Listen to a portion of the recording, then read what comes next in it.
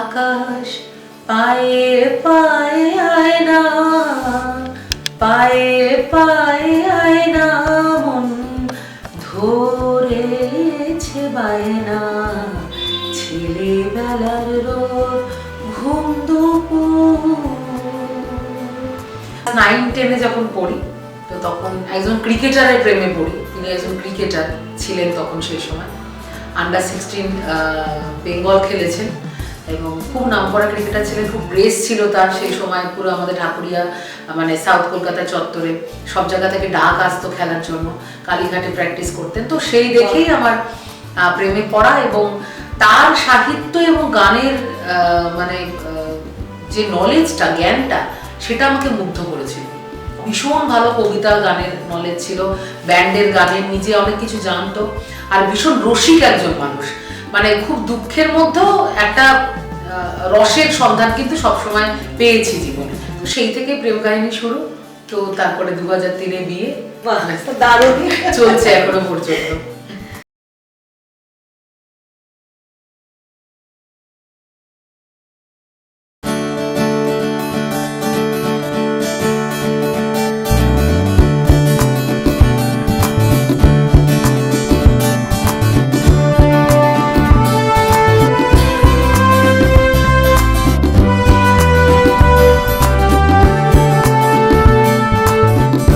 নমস্কার, আমি সোমা। উড়ান চ্যানেলে আজকে একটা নতুন পর্ব নিয়ে আপনাদের সামনে এসেছি। আমি কথা দিচ্ছি আজকের পর্বটা কিন্তু খুব জমজমাট হবে। কেন ভাবছেন তো? একটু সবর করুন, জানাচ্ছি। তার আগে একটা দুটো কথা বলি। চণ্ডীমঙ্গল কাব্যে একজন কেন্দ্রীয় নারী চরিত্র বীর কালকেতু স্ত্রী ছিলেন ফুল্লরা। আজকের আমাদের অতিথি ফুল্লরা মুখোপাধ্যায়। ফুল্লরা, তোমার কাছে আসি। নমস্কার। উড়ানকেও নমস্কার, তোমাকেও নমস্কার। হ্যাপি নিউ Happy ইয়ার। New Year। কারণ নতুন বছরে তোমার সাথে আমার প্রথম দেখা। আচ্ছা, তোমাকে প্রথমে জিজ্ঞাসা করি, ফুল্লরা, তোমার এই নামটা কে দিয়েছিলেন? এটা খুব ইন্টারেস্টিং এবং ছোটবেলায় আমি ভীষণ রেগে যেতাম ফুল্লরা নাম শুনে। কারণ ছোটবেলার স্কুলের বন্ধুরা আমাকে শিলনোড়া বলে ডাকতো। এটা একটা অদ্ভুত ব্যাপার, কিন্তু এখন বুঝি নামটার মাহাত্ম্য। আমার ঠাকুমা রেখেছিলেন। আমার বাবা মার মুখে শুনেছি যে আমি হওয়ার আগেই ঠাকুমা একটা কাগজে লিখে রেখেছিলেন যে মেয়ে হলে ফুল্লরা রাখা হবে, ছেলে হলে কালকেতু। ও আচ্ছা আচ্ছা।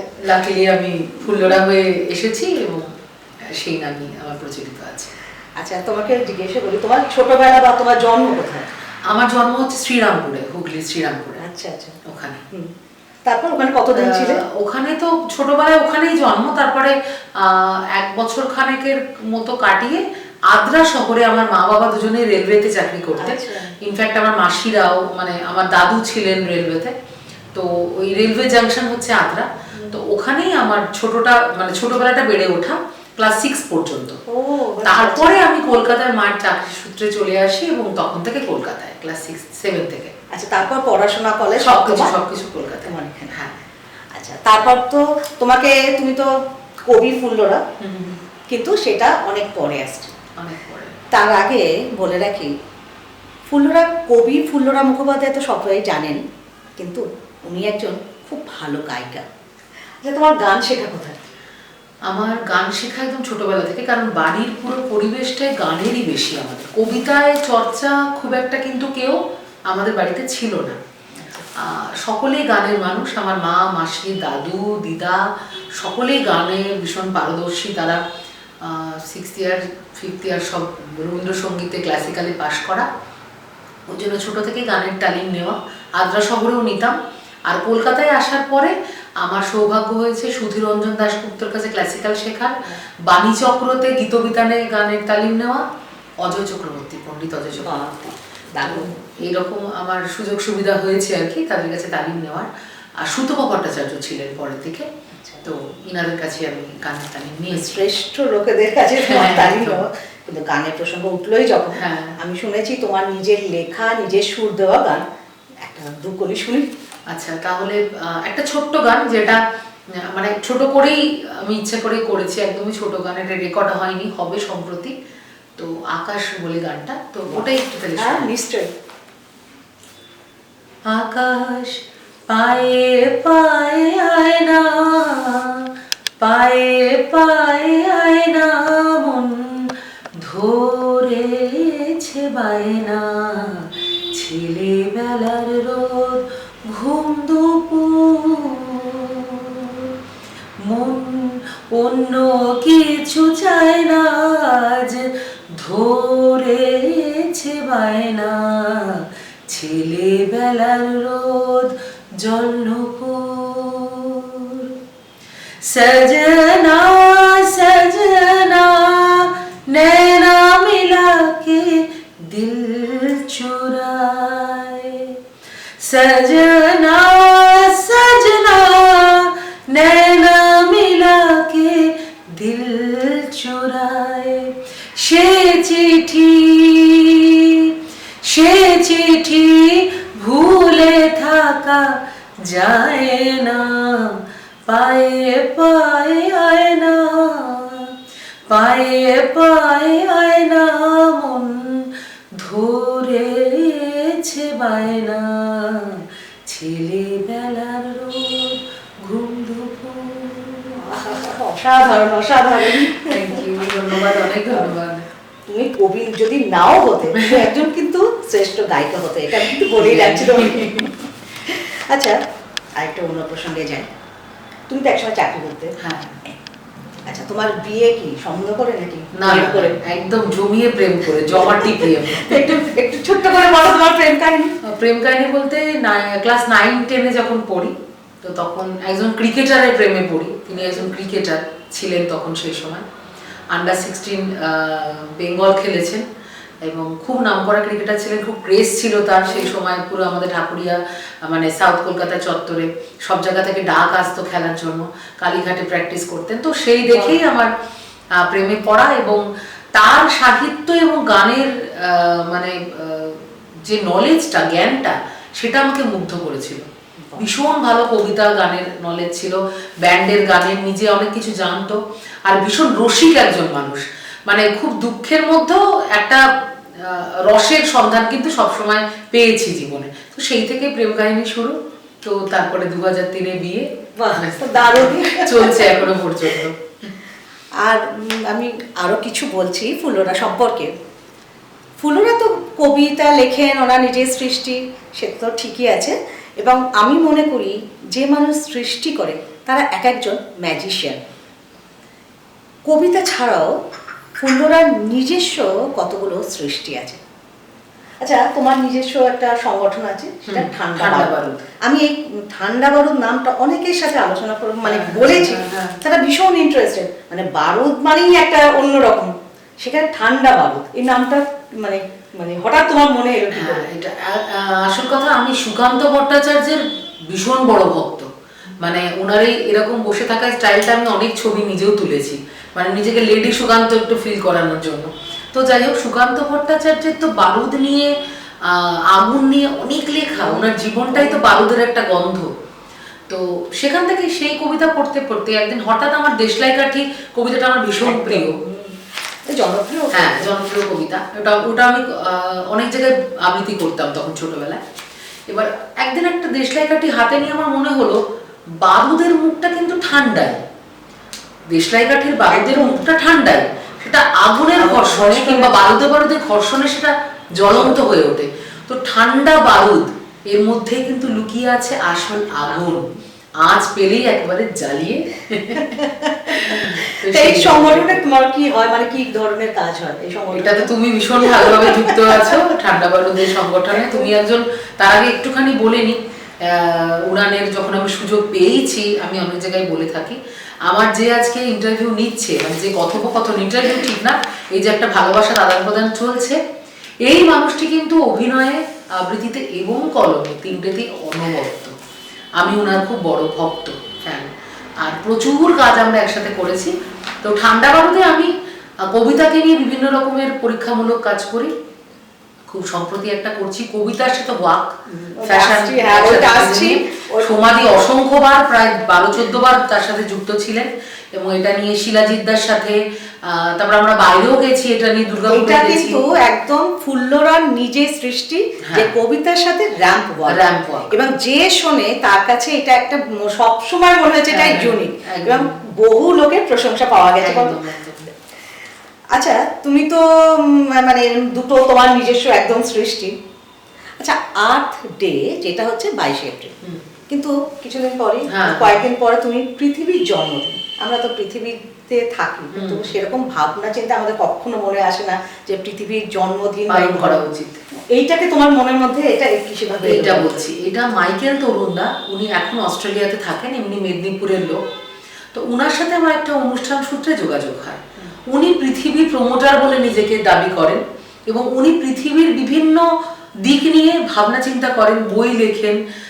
উনি ছড়াতে চান এই মেসেজটা যে মানে সবার উপর পৃথিবী সত্য, তাহার উপরে নয়। একদম পৃথিবীর পরে মানুষ, সবাই, সবকিছু জীবজন্তু, সবার উপরে পৃথিবী। আমরা যদি এটা ফিল করতে শুরু করি সবাই, যে আমরা পৃথিবীতে আমাদের পৃথিবীর সিটিজেন, তাহলে কিন্তু লড়াই ঝগড়া মারামারি বিদ্বেষ থাকে না, মিটে যায়। মানে আপনি অস্ট্রেলিয়ায় থাকেন, আপনি অস্ট্রেলিয়ার লোক, আমি থাকি ঢাকুরিয়ায়, আমি ঢাকুরিয়ার লোক, এটা নয়। আমরা সবার পৃথিবীর বাসী।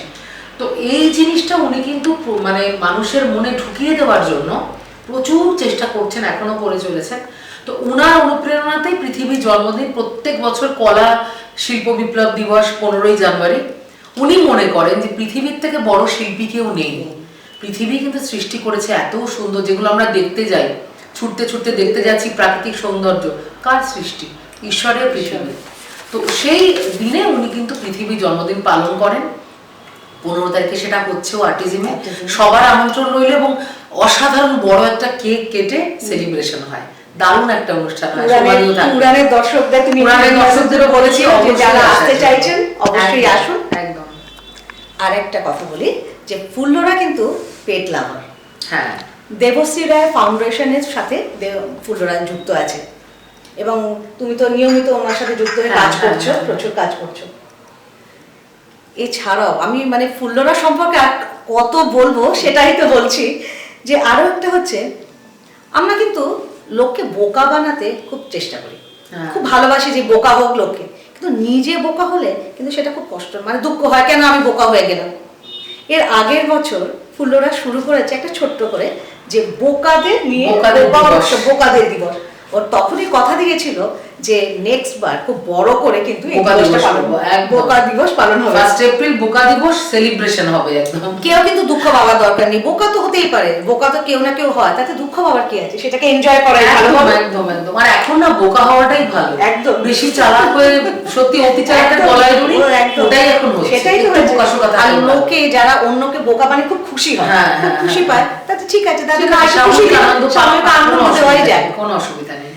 আর ফুল্লরা মুখোপাধ্যায় আরো অনেক এনজিওদের সাথে তুমি যুক্ত আছো না?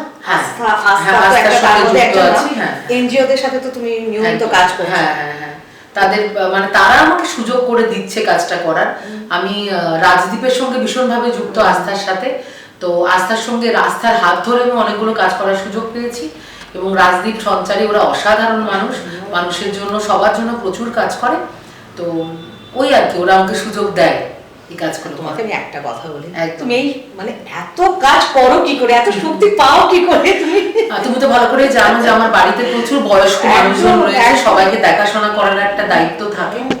সেটা সামলে, সবকিছু সামলে, ওই যে তাগিদ ভেতরের, মানে আমি অঞ্জনদার একটা জায়গায় ইন্টারভিউতে বলেছিলাম, অঞ্জনদা জিজ্ঞেস করেছিল যে মানে তোর কি দুটো সত্তা আলাদা? তো আমি বলেছিলাম যে হ্যাঁ, ভেতরের যে ফুল্লরা সেটা কিন্তু সব কাজ আমাকে করিয়ে নেয়, আর এই যে বাইরের ফুল্লরা, এটা হয়তো আমি অনেক যুদ্ধ করি, অনেক জিনিস পারি না, অনেক জিনিস করতে গেলে পিছিয়ে আসি, কিন্তু ভেতরের ফুল্লরা কিন্তু করিয়ে নেয়। সেই ভেতরের ফুল্লরাই হয়তো আমাকে অনুপ্রেরণা যোগায়, শক্তি যোগায়। তোমার সাথে আমি, তোমরা আছো, তোমার সাথে এতদিন আমি মিশছি, আমি দেখছি যে মানুষটা, আমি মানে বলেন না যে বড় শিল্পী বা যে কোনো বড় মানুষও তার মানুষটা ভালো থাকে। আমি সত্যি কথা, এটা নিজের থেকে আমি বলছি, মানে একদম তুমি তো আমার একদম নিজের কাছে, একদম কাছে। এবার তোমার মতন মানুষ পাওয়াটা সত্যি ভাগ্যের কথা। না সত্যি কথা, তোমার সাথে আমার পরিচয় হওয়াটা সত্যি ভাগ্যের কথা। না, যারা যারা ফুল্লরার সাথে মিশেছে তারা কিন্তু এক বাক্যে এই কথাটাই স্বীকার করে। তুমি তো এখন স্ক্রিপ্ট লেখা স্ক্রিপ্ট লেখা শুরু করেছি। তো বলো আগামী দিনে তোমার স্ক্রিপ্ট নিয়ে কি কি কাজ হচ্ছে? অনেকগুলো কাজই এখন মাথায় আছে, অনেকগুলো কাজই হচ্ছে। আর যেটা বললাম, সোমাদি আসলে আমার সব কাজের সঙ্গে যুক্ত। আমার ছোঁয়া বলে একটি অভিষেক গাঙ্গুলির পরিচালিত সোমা বলে একটি কবিতার উপরে সিনেমা স্ক্রিপ্ট লিখেছিলাম, তো সেটা সোমাদি ছিলেন খুব গুরুত্বপূর্ণ একটি ভূমিকায়। সেটাও ভীষণ ভালোভাবে দর্শকদের সাড়া পেয়েছি। আর আগামীতেও অনেকগুলো প্রজেক্ট রয়েছে, যেখানেও সোমাদি কিন্তু রয়েছে। অনেক ধন্যবাদ। আচ্ছা, এরপর তোমাকে, আচ্ছা তোমার একটা শুনেছিলাম কিছুদিন আগে তোমার কবিতা যে ইংলিশে ট্রান্সলেট হচ্ছে, হ্যাঁ, হ্যাঁ। সেটা কতদূর কি হচ্ছে? ওটা একটা বই আমার বেরিয়ে গেছে, মুঠো নুন বলে। আচ্ছা। সেই বইটাতে আমার কিছু কবিতা রয়েছে, যেগুলো কবি অপূর্ব রায় উনি প্রত্যেকটা ট্রান্সলেট করেছিলেন, এবং দেবাশিস দা বলে একজন ছিলেন বিশাল বড় ফটোগ্রাফার, তো ওনার ওখানে ফটোগ্রাফি ছিল। আচ্ছা। তো এটা নিয়ে আমাদের বইটা অলরেডি বেরিয়ে গেছে, 2018-তে বেরিয়েছিল, 17 কিংবা 18-তে, মুঠো নুন শৈশব থেকে। তো এই আর কি, মানে ভীষণ ভালো। আর শৈশবের কথা বলি যে আমার এই যে এতগুলো বই প্রকাশ, আমি এরপরে আসছি, ধীরে ধীরে আসছি। তোমার আমি কবি ফুলরাম মুখোপাধ্যায়ের মানে তার সব কিছু শুনবার আগে আপনারা এতক্ষণ শুনলেন তো উনি আরো কি কি কাজ করেন, একটা মানুষ কত রকমের কাজের সাথে যুক্ত। সত্যি তোমাকে দেখে আমার সত্যি হিংসা হচ্ছে, তুমি কি করে এতগুলো কাজ করো। ওই সব মানুষের ভালোবাসা আর ভেতরের ফুলরা। এবার আসি কবি ফুলরাম। হ্যাঁ, আচ্ছা তুমি কি ছোট থেকেই লিখতে নাকি? আমার লেখালেখি একদম ছোটবেলা থেকে। যখন যেরকম ধরো স্কুলে বাক্য রচনা লিখতে দিত, তো আমি বাক্য রচনাটা এমন ভাবেই লিখতাম যেটা হয়তো একটা কবিতার লাগে। আচ্ছা, আদ্রাতে তুমি কি মানে বাংলা মিডিয়ামে পড়তে? বাংলা মিডিয়াম, বাংলা। হ্যাঁ। তো বাক্য রচনা এমন ভাবে লিখতাম, টিচার আমাকে জিজ্ঞেস করতেন তুমি কি এটা কোথাও থেকে মানে টুকে লিখেছো, কি করে লিখলে এটা? ক্লাস 2-3-তে পড়ি। সূর্যের রশ্মি দিয়ে এমন একটা বাক্য রচনা করলাম যে সূর্যের রশ্মি আমার ঘুম ভাঙিয়ে দেয়। মানে সবাই হয়তো অন্য কিছু লিখেছে, তো তারপরে টিচাররা বুঝতে পারে যে না, আমার মধ্যে ওই লেখার ব্যাপারটা আছে। এটা তো একদম সত্যি কথা যে আজ আমি কবি হব বা আজ আমি লেখক হব বলে একটা পেন কাগজ নিয়ে লিখে দিলে সে তো হবে না, মানে ভেতর থেকে তার মানে জন্মগত একটা কিছু না থাকলে সেখান থেকে তো। আর এটা যেন আমার বাবা অনুপ্রেরণা দিয়েছেন, কারণ কবিতা ব্যাপারটা আমাদের বাড়িতে বোঝার লোকের সংখ্যা খুবই কম। গানটাই আমি বললাম বেশি, গানেই আমি বেশি সাপোর্টটা পেয়েছি, কিন্তু এবারে বাবা যেহেতু লেখালেখির প্রতি একটু ঝোঁক ছিল, বাবা লিখতেন না কিন্তু লেখার একটা অদম্য ইচ্ছে ছিল, সেটা কোথাও আমার মধ্যে দেখতে পেয়ে বাবা কিন্তু খুব অনুপ্রেরণা দিত এবং বলতো যে এইটা নিয়ে লেখো তো। আর আমি না খুব আনকমন জিনিস নিয়ে লিখতাম, মানে ধরো আমাদের বাড়িতে একটা বাল্ব ধরো কেটে গেছে, বাবা বাল্বটাকে নিয়ে ফেলে দিচ্ছে, আমি চট করে এসে খাতা পেন নিয়ে ওই বাল্বটা কি মনে করছে আমাদের বাড়িতে এতদিন ছিল, ও যে কেটে গেল, কেটে গিয়ে ওকে ফেলে দেওয়া হচ্ছে, ওর ভেতরে কি অনুভূতি হচ্ছে ওটা নিয়ে আমি একটা লিখে ফেললাম। তো এইগুলো বাবা আমাকে একটা সাবজেক্ট দিত বিভিন্ন ভাবে, তো এইটা করতে করতে আমার চর্চাটা হচ্ছে না, বাড়ির বাবা মার অনুপ্রেরণা অনেকটা এগিয়ে আসে লোকে। একদম একদম। আচ্ছা, অনেকের কাছে আমি শুনেছি যে মানে বড় বড় সাহিত্যিক বা লেখক যে মানে গান বাজনা বা নাচ একটা নিয়মিত একটা প্র্যাকটিসের দরকার। অনেকে বলেন যে সকালবেলা ঘুম থেকে উঠে স্নান টান করে লিখতে বসেন, অনেকে আবার 10টা 5টা চাকরি করার মতন ওই সময়টা লেখে। তুমি কখন লেখার মনে করো? তুমি কি রোজ লেখো? রোজ লিখি। লেখাটা আসলে না মাথার মধ্যে সব সময় থাকে, কিছু না কিছু লাইন, কিছু না কিছু মানে অক্ষর, কিছু না কিছু শব্দ, পংক্তি, ছন্দ, বিষয়, এগুলো সব সময় চলে। কি হয়, রাস্তায় ধরো বেরোলাম, রাস্তায় অনেকে পাগলও ভাবে, একটা কোনো দৃশ্য আমি হাঁ করে হয়তো কিছুক্ষণ দেখলাম, লোকে ভাবছে কি এটা কি, কিছুই না, হয়তো একজন ভদ্রমহিলা জল করছেন, একটা রিক্সাওয়ালা হয়তো দাঁড়িয়ে গল্প করছে, আমি হয়তো সেটাই দেখছি, কারণ আমার চোখে হয়তো সেই মুহূর্তে ওই জিনিসটা একটা লেখার একটা স্বাগত জানাচ্ছে, আমার মাথার মধ্যে একটা লেখা তৈরি হচ্ছে। তো এইরকম ভাবে যেহেতু লেখাগুলো আসে সমস্ত চারিপাশের জায়গা থেকে, ভেতরের অনুভূতি থেকে, ওই জন্য লেখাটা ওইভাবে বসতে হয় না, মানে লেখা চলে আসে। আবার অনেক সময় এরকমও হয় যে 3-4 দিন হয়তো লেখাই হলো না, মানে কোনো কিছু লিখতে পারলাম না, সেটাও অনেক সময় হয়। তো এরকম মিলিয়ে চুলি আর কি ব্যাপারটা। আচ্ছা, তুমি তো একটা সময় চাকরি করতে, চাকরি ছেড়ে দিয়ে পুরোপুরি লেখাতে চলে এলে। একদম একদম। তা আমার কথা হলো যে অনেকেই তো লেখে, অনেকে লেখে, কিন্তু প্রথম তুমি লিখলে মানে লেখার পর তুমি যখন মানে মনে হলো যে তোমার লেখাগুলো বই আকারে প্রকাশ করবে, তুমি এবার কিভাবে গেলে, কার কাছে গিয়ে বললে? তুমি প্রথম আমি একদমই হাস্যস্কর ব্যাপার, সেটা হচ্ছে আমার অফিস ছিল মারুতিতে আমি চাকরি করতাম। তো মারুতি কোম্পানি থেকে ফ্লোটেল হোটেলে একটা ট্রেনিং সেশনের একটা জিনিস হচ্ছিল। তো হাতে 1-1.5 ঘন্টা টাইম রয়ে গেছে। সব সব অফিস কালিগরা বলছে চল না রে আমরা একটা নন্দনে যাই, রবীন্দ্র সদনে যাই, ওখানে মোমো টোমোগুলো খুব ভালো টেস্টি, খেয়ে দিয়ে তারপরে বাড়ি যাবো, এখন 1-1.5 ঘন্টা আগে শেষ হয়ে গেছে। তো খুব মজা, সবাই মিলে নন্দন চত্বরে গেলাম। তো অফিসে চাকরি করাকালীন দীর্ঘদিন গ্যাপ হয়ে গেছে, নন্দন চত্বরে আর যাওয়া হয় না, কোনো অনুষ্ঠানে যাওয়া হয় না, 10টা-5টা ডিউটি করি, একদম পুরো প্রপার কর্পোরেট হয়ে গেছি। আমার না নন্দনে সেদিনকে গিয়ে মনে হলো ভেতরে যে এই জায়গাটাই আমার, এই যে কবিতার অনুষ্ঠানের পোস্টারগুলো আবৃত্তি হচ্ছে আমি যেটা করছি সেটা আমি ঠিক করছি না। অল অফ আ সাডেন আমার মনে হলো, পরের দিনে আমি রেজিগনেশন দিয়ে দিলাম। আমার বস, আমার সবাই ভাবছে যে হয় আমি উন্মাদ, আদারওয়াইজ আমি স্যালারি বাড়ানোর জন্য নাটকটা করছি। সবাই আমাকে ডাকলো, আমাকে আমাদের অফিসে বললো যে মারওয়াড়ি কোম্পানি ছিল, যে क्या हुआ, और ওরা আমাকে ফ্লোরা বলে ডাকতো, क्या हुआ फ्लोरा, तनख्वाह बढ़ाना चाहिए तो बोलो हम बढ़ा दे रहे हैं, तुम छोड़ क्यों रही हो, इतना अच्छा है तुम्हारा ये काम है। नहीं सर हम लिखेंगे, मतलब सर हम लिखेंगे, मतलब हम लिखते थे बचपन से, तो अभी वही हम करेंगे। तो ওরা তো আমাকে যথারীতি পাগল ভেবে ডিজাইনটা ইয়ে করলো। তারপরে কি হলো, সেটা গরমকাল ছিল জানো তো, মার্চ মাসের মাঝামাঝি আমি চাকরি ছেড়েছি। তুমি বললে বিশ্বাস করবে না, এটা আমি জানি না কতজন মানুষ বিশ্বাস করবে, কিন্তু আমার বাড়ির লোক এবং আমার কাছের কিছু বন্ধু বান্ধবরা জানে, যত কবিতা আমার ছিল একটা বড় কালো ব্যাগে সমস্ত খাতাগুলো নিয়ে আমি কলেজ স্ট্রিটে চলে গেছিলাম। প্রত্যেকটা প্রকাশনায় গিয়ে বলেছিলাম আপনারা কি কবিতা ছাপেন, বেনু মাধব শিলের অফিসেও গেছিলাম। এইটা করতে করতে করতে করতে মানে এটা আমি সপ্তাহে 1-2 দিন করে যেতে থাকলাম। অবভিয়াসলি লোকে আমাকে দেখে হাসছে, আনন্দতেও চলে গেছি আমি পাণ্ডুলিপি নিয়ে, যে আপনারা প্রথমটা তোমাকে জানাও নেই কিভাবে করতে হয়। ব্রিটোনিয়া বলে একটা কলেজ স্ট্রিটেরই প্রকাশনা, তা সে বোধহয় কোথাও আমাকে পিনাকিদা বুঝতে পারলো যে এই মেয়েটি জেনুইন কবিতা লিখতে চায়, এরকম ভাবে ঘুরে বেড়াচ্ছে কবিতার ঝোলা নিয়ে। তো সে আমাকে প্রথম বললো আপনি পাণ্ডুলিপি দিয়ে যান, আমি দেখছি যদি আমার মনে হয় প্রকাশ করার মতো তা আমি প্রকাশ করবো। খুব আনন্দ পেলাম, জেরক্স করে জমা দিয়ে গেলাম। তো সৌভাগ্যক্রমে আমার 1-1.5 মাসের মধ্যে উনি বললেন যে হ্যাঁ আপনার লেখাগুলো ছাপানো যাবে। তো এই তখন থেকে আমার বইয়ের পথ চলা শুরু। এবার তুমি সেই অভিজ্ঞতাটা বলো, যে বই মেলাতে তোমার প্রথম বই প্রকাশ হলো। হ্যাঁ, সেই বই মেলা অদ্ভুত আনন্দ। যখন ওই ঠান্ডা গরম আমার প্রথম কবিতার বই, তো ওটা যখন প্রকাশ পেয়েছিল ওটা বই মেলায় স্টল ছিল না, আমার জাস্ট ওই প্রকাশনাতেই ছিল। তো ওখান থেকে কিছু বিক্রি হয়েছে, আমি নিজে কিছু বই নিয়ে যেতাম অনেক সময় বই মেলাতে, বন্ধুরা আসতো কিনতো। তো ওটা দেখলাম খুব ক্লিক করে গেল, মানে যেহেতু আমার প্রথম বই ছিল, আমার আত্মীয় স্বজন, আমার পাড়ার লোকেরা, আমার বন্ধু বান্ধবরা, স্কুলের বন্ধুরা, কলেজের বন্ধুরা এত এক্সাইটেড হয়ে গেল, সবাই একটা বই নিল। তো ওটা না বেস্ট সেলার হয়ে গেল। অবশ্যই ওটা দেশে বেরোলো যে বেস্ট সেলার ঠান্ডা বরদ ফুল্লরার বই, তো এরকম ব্রিটোনিয়া থেকে। তো প্রকাশকও ভীষণ খুশি। তো এই থেকেই না পর পর আমার একটা যোগসূত্র হতে শুরু করলো। তারপরে শৈশব আমাকে পরে ভীষণ সাহায্য করেছেন সেই বছরে। আচ্ছা, শৈশবের ওখান থেকে আমার ম্যাক্সিমাম বই বেরিয়েছে। এবং স্বপনদা যিনি কর্ণধার, তিনি দায়িত্ব নিয়ে কিন্তু প্রত্যেক বছর আমার বই, মানে আমার তাগিদ থাকতো না, প্রকাশকের তাগিদ যে কোথায় লেখা কোথায়, এইভাবে কিন্তু আমাকে প্রচুর সাহায্য করেছে। না হলে কিন্তু আমি আজকে তোমার লেখা নিশ্চয়ই সেই জায়গা ছিল, এবং স্বপনদা প্রচুর আমাকে এরকম ভাবে আসে না সারা পাওয়া, প্রথম বই থেকেই সারা পাওয়া।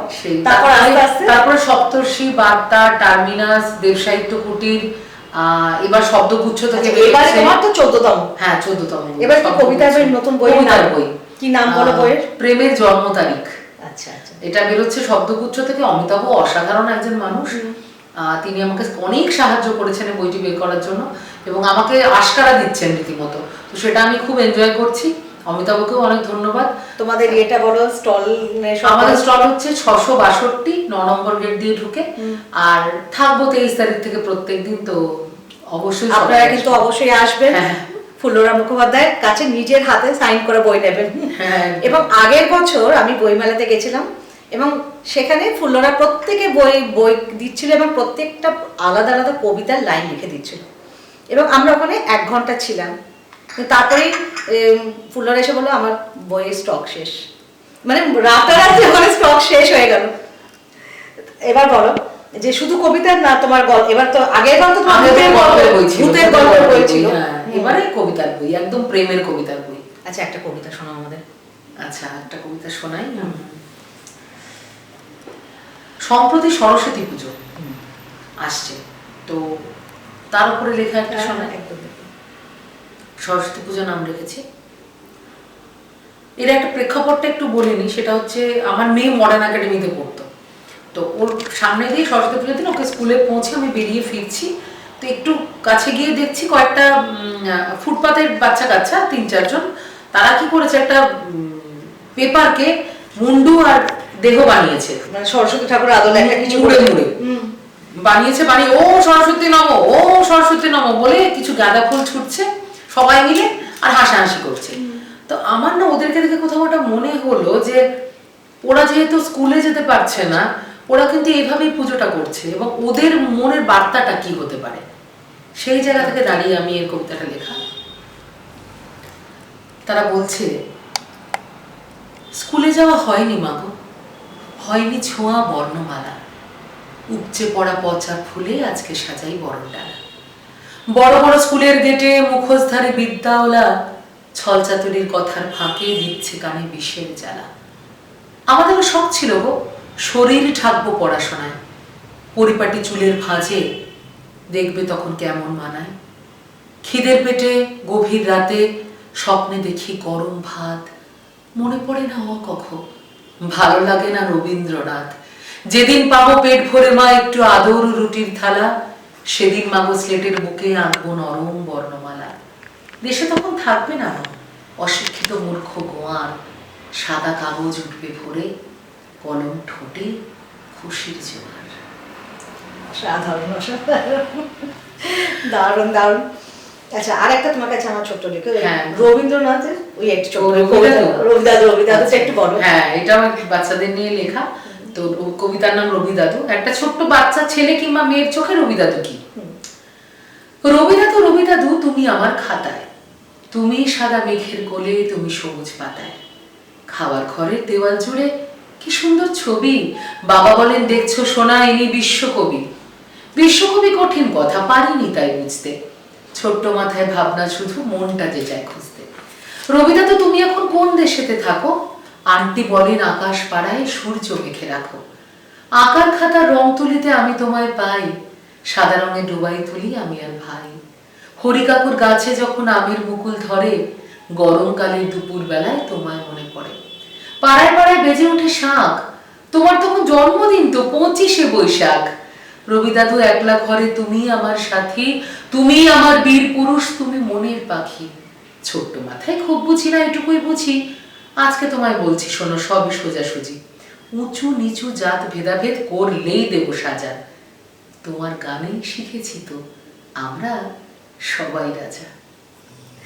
দারুণ দারুণ, অসাধারণ। এখন তো এই মানে আমরাই দেখছি, আমাদের ছোটবেলাতে এগুলো কখনো দেখিনি, এখনই দেখছি এই জাত এই নিয়ে সত্যি আমরা সবাই রাজা, আমার কিসের লড়াই। তাই তো বলছি, এখন এই সব নিয়ে হিন্দুত্ব এসব যাই হোক, এসব নিয়ে এখন মানে ছোটখাটো জিনিস নিয়ে যাকে। তো এবার তোমার মানে আগামী দিনের কি প্ল্যান বা কি নতুন কিছু করার? আগামী দিনের এই কবিতার সঙ্গে ফ্যাশনটা, এটাকে আরেকটু এগিয়ে নিয়ে যাওয়ার আমার ইচ্ছে আছে, আরো প্রফেশনালি এটাকে নিয়ে প্রজেক্ট হিসেবে আমি কিছু করতে চাই। ছোট ছোট প্রচুর সিনেমা বানাতে চাই, স্ক্রিপ্টিং, এটা আমার একটা, বই তো বেরোবেই, সেটুকু আমার একটা। এটা তোমার তো মানে স্ক্রিপ্টের উপর মুভিতে রিসেন্টলি একটা তোমার রিলিজ হয়েছে নন্দনে, সেটা দেখানো হয়েছে, ঠিকানা হ্যাপিনেস। তো ওটাও একটা আছে, ছোঁয়া বলে একটাতে তুমি ছিলে, আরো অনেকগুলো ছোট কাজ করলাম, দুর্গা একটা করলাম, এরকম ছোটখাটো কাজ চলছে। তাহলে শুনলেন তো কবি ফুল্লরাম মুখোপাধ্যায়ের কথা। একটা মানুষ কত রকমের কাজ করে, শুধু কিন্তু কবিতা বা গান না, তাছাড়া সমাজের বিভিন্ন জায়গায় তার কাজ। যেমন পেট লাভার, যেমন উনি গরিবদের মানে অসুস্থ কত লোকের জন্য কাজ করেন। উনি খুবই ব্যস্ত, আজকে আমাদের জন্য সময় দিয়েছেন। সামনে বইমেলা, ফুলরা তুমি এসে দারুণ ভালো লাগলো, আর দারুণ খেলাম। এটা জিনিসটা কি করে, এটা হচ্ছে অপরাজিতা ফুলের চা, অসাধারণ খেতে, মানে সমাধির কাছে এগুলো পাওয়া যায় ভান্ডারে, অসাধারণ রান্না করে তার পাশাপাশি। এটা দারুণ খেলাম। একটা এপিসোডে মনে হয় ফুলরা মুখোপাধ্যায়ের সাথে গল্প মানে পুরো গল্প করে শেষ হবে না। আমরা কথা দিচ্ছি বইমেলা এইসব পর্ব কেটে গেলে একদম। আরও কোনো একদিন পর্বে ফুলরা মুখোপাধ্যায়কে নিয়ে আসবো। 100 বার। আমি উড়ানকে ধন্যবাদ জানাচ্ছি যে আমাকে এই সুযোগটা করে দেওয়ার জন্য। তোমার মাধ্যমে আমি কথাগুলো বলতে পারলাম উড়ানকে, উড়ানের মাধ্যমে আরো অনেক মানুষ জানতে পারবে, মানুষ জানতে পারবে। অনেক কৃতজ্ঞতা। বইমেলা তো অবশ্যই আসবেন, স্টল নাম্বারটা বলে দাও। 662। তাহলে আজকের মতন এখানেই শেষ করছি। নমস্কার। নমস্কার।